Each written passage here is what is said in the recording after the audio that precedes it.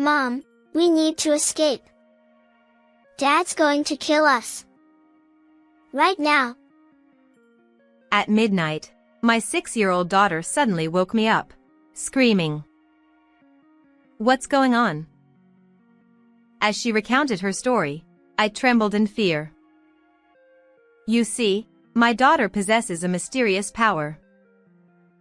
So, we hurried to escape through the back door, but before us stood my husband, who had already anticipated our move.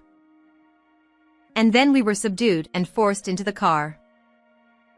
It's over now. I squeezed my daughter's hand tightly, bracing for the worst. I'm Nancy, 34 years old. I got married when I was 26, 8 years ago. My partner was Jason, 6 years older than me, a senior colleague at the same company who was assigned as my mentor when I joined the accounting department. Nancy, you're so lucky to have snagged someone as wonderful as Jason. Capable at work and with a pleasant demeanor, he was relied upon by everyone at the company. I resigned from my job when we got married and started looking for part-time work near our home. Since you're just doing part-time work, I expect you to take care of the household properly. Being busy is just an excuse. After living together, I realized there was a stark difference between the husband at work and the one at home. The sociable and kind Jason seemed to have no regard for me at home, showing neither kindness nor consideration, as if he didn't care about the fish he'd caught. It was during one of those times when I suddenly fell ill and had a fever. Feeling too weak to move, I couldn't bring myself to tell my husband about my condition. Hey, why haven't you prepared dinner? As soon as Jason came home, he shouted at me lying on the living room couch. I'm sorry. I have a fever. I went to the hospital, but it hasn't gone down yet. I hate to ask, but could you please get something simple for me? Handling household chores is your job, Nancy. It's ridiculous to ask me for things when I come home from work. Even in such moments, he didn't show any concern for me and instead forcibly woke me up. Come on, hurry up. Okay. Unable to rebel against my husband in this situation, I staggered into the kitchen. Despite my condition, I managed to prepare something, but it seemed he didn't like the taste. I can't eat this. I'll grab something outside. Jason dumped all the food I made onto the table, grabbed only his phone and wallet, and left. I certainly felt anger towards my selfish husband, but with the fever clouding my mind, I couldn't dwell on it. Despite Jason's continued arrogance, as long as I was careful, he didn't say much. Maybe this is what marriage is about, navigating and compromising with each other. I convinced myself of this and carried on with each passing day. 2 years into our marriage, our daughter Amy was born. While my husband seemed fond of her and would help with childcare when asked, he never took the initiative to do anything on his own. To make matters worse, around her first birthday, Amy started becoming shy around people other than me and would cry heavily. Jason, who had little time with her at home, was no exception.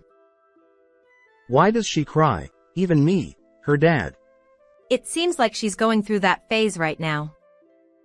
She'll calm down in a little while. Isn't it your fault for not raising her properly?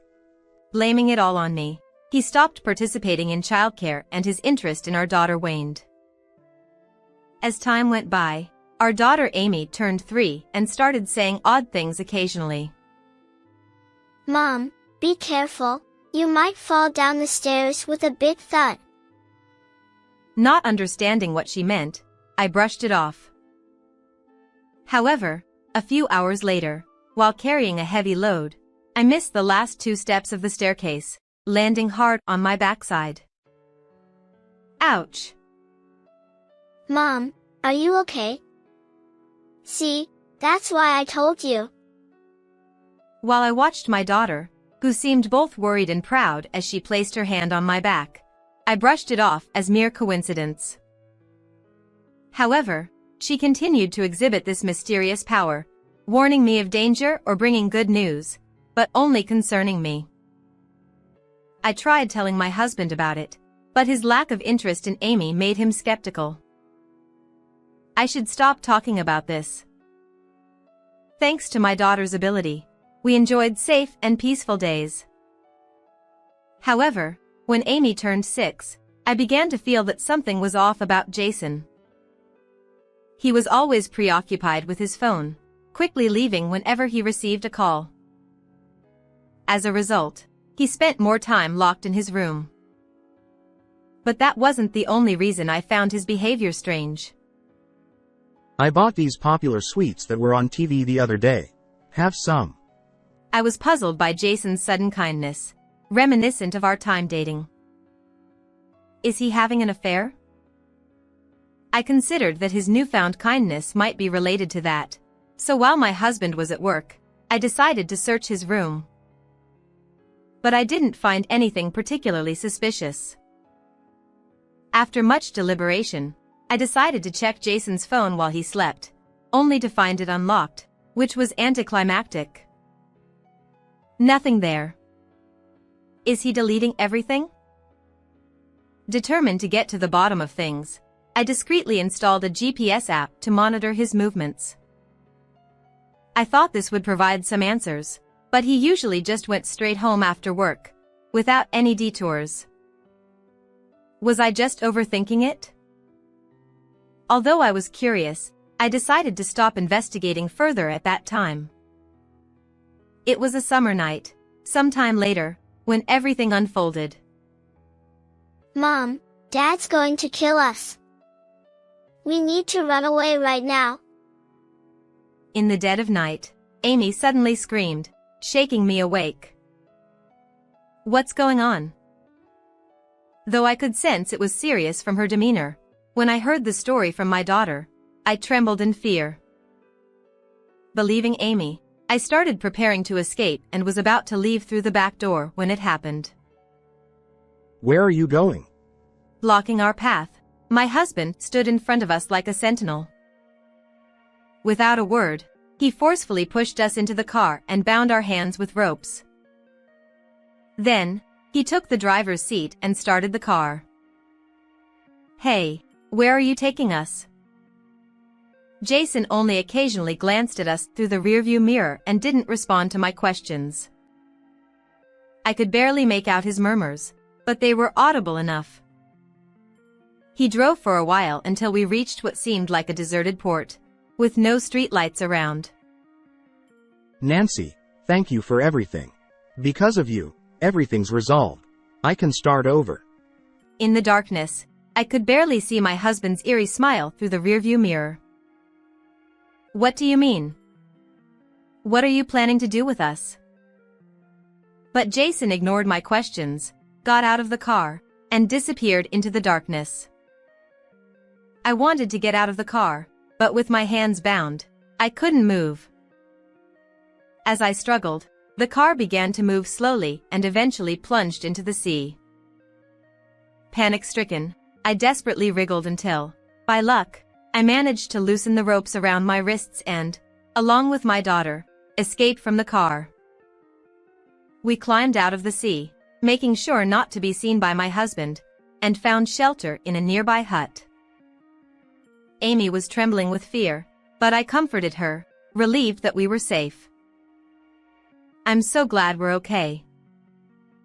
Taking a moment to breathe and collect myself, tears welled up in my eyes from the overwhelming fear. How did this suddenly happen? Though I knew we should go to the police, something about Jason's muttered words lingered in my mind. Since my phone was still working, I decided to call my parents. Nancy? Just got a call from Jason saying you and Amy are missing. That's a lie. He tried to kill us. What? But Jason. I didn't know how my husband had explained the situation, but my parents didn't seem to fully believe me. What should I do? Feeling despair, I couldn't give up here. Anyway, I'm coming over there right now. Don't tell Jason about my call. Oh, okay. I'll come to get you. Just wait. Feeling the urgency in my voice, my father agreed. After hanging up, as I let out a deep sigh, my daughter squeezed my hand tightly. Mom, you'll be okay now. There will be lots of happy things ahead. We'll be happy. Thank you, Amy. My daughter's words gave me courage and I rallied myself. About an hour later, my parents arrived to pick us up. You're soaking wet. Hurry. Get in the car. Seeing us drenched, my mother embraced us, seeming to believe what we had told her over the phone. Let's go to the police. This is a serious matter. While driving, my father glanced at me through the mirror with a stern expression. I know that's the best course of action. But he might talk his way out of it, and I want to gather some evidence before going to the police. If Jason finds out you're alive, he might come after you again. Think about Amy. Though I understood the logic behind his words, I pleaded with my parents to keep quiet until we had enough evidence. We'll make sure to protect my daughter. Please, trust me. After convincing my parents, my daughter and I decided to stay at a business hotel near my parents' house to lay low. As the long night turned into morning, sunlight streamed in through the window. All right, I need to stay strong. I decided to leave my daughter with my mother at the hotel and, after confirming that my husband had gone to work using the GPS app, I returned home. It was to search through his room again, to find more clues. I also made a call to someone else to investigate Jason further. As one shocking fact after another emerged, I couldn't hide my surprise, but at the same time, an indescribable anger surged within me, and I resolved to seek revenge on my husband. 3 days later, I left my daughter with my mother and waited outside Jason's workplace, timing it with his departure. Nancy? What are you doing here? As my husband came out of the office, he seemed quite surprised to see me, rubbing his eyes repeatedly as he looked at me. Is he thinking I'm a ghost or something? Gradually, Jason approached me. Hey, Nancy? At that moment, Emma, my closest colleague when I worked at this company, approached from behind my husband. She still worked in the same accounting department as him. Where have you been? Jason told us you disappeared with your child, and we were worried about you. Emma hugged me tightly and whispered. I'm so glad. And said, Jason, you must feel relieved now. You've been so anxious. Yeah, that's right. My husband still seemed bewildered, only responding in a daze. Hey, why don't we grab some tea since we're all here? It might be easier to talk without just the two of you. Good idea. I want to catch up with Emma too. What do you say, honey? Yeah, of course. Following her suggestion, we relocated to a nearby cafe. Inside, there were people in suits and groups of housewives, creating a bustling atmosphere. At that moment, my husband's phone rang, and he excused himself from the table. When he returned a few minutes later, his face seemed paler than before. What's wrong? Who was it? It was the police. They found our car in the sea. Normally, he wouldn't disclose who he was talking to on the phone, but perhaps he was shaken because he started to share bits and pieces of information. What? Found in the sea? What does that mean? Emma's expression was a mix of curiosity and concern as she asked. But my husband remained silent. It's complicated. I see.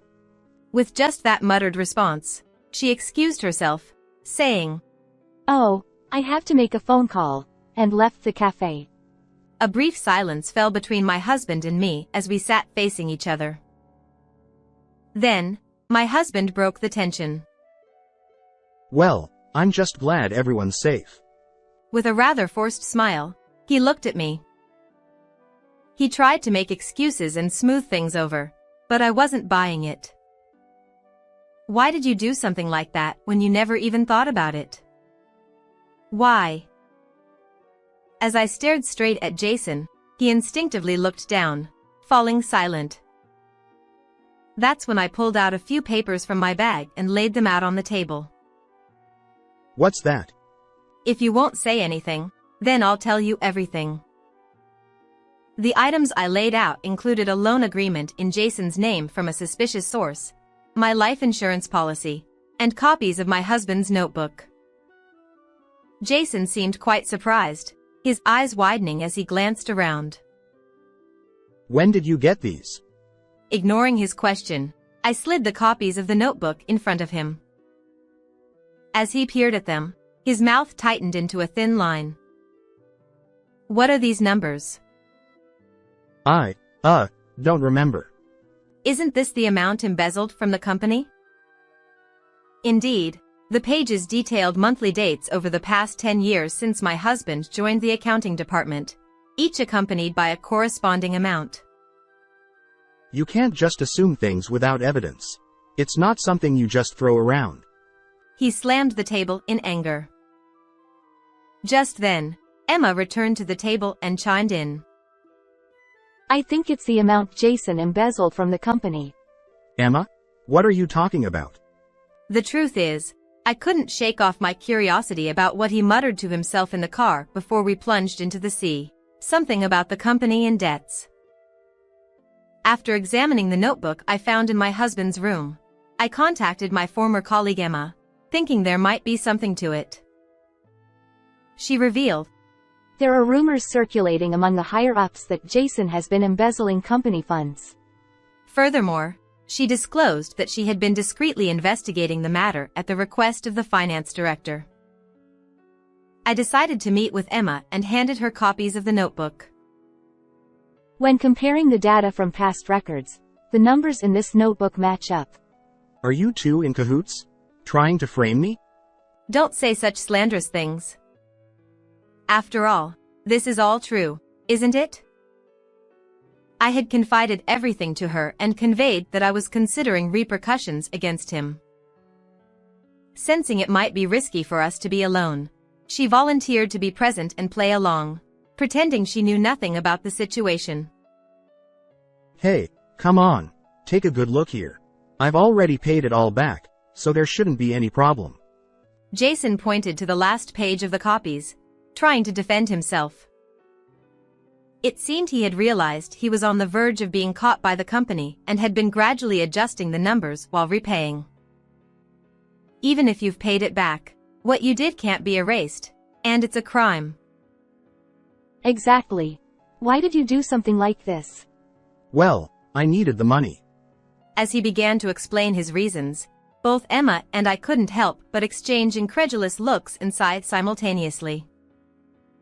It turned out he had squandered the company's money on Hooters, buying luxury items for the girls who worked there.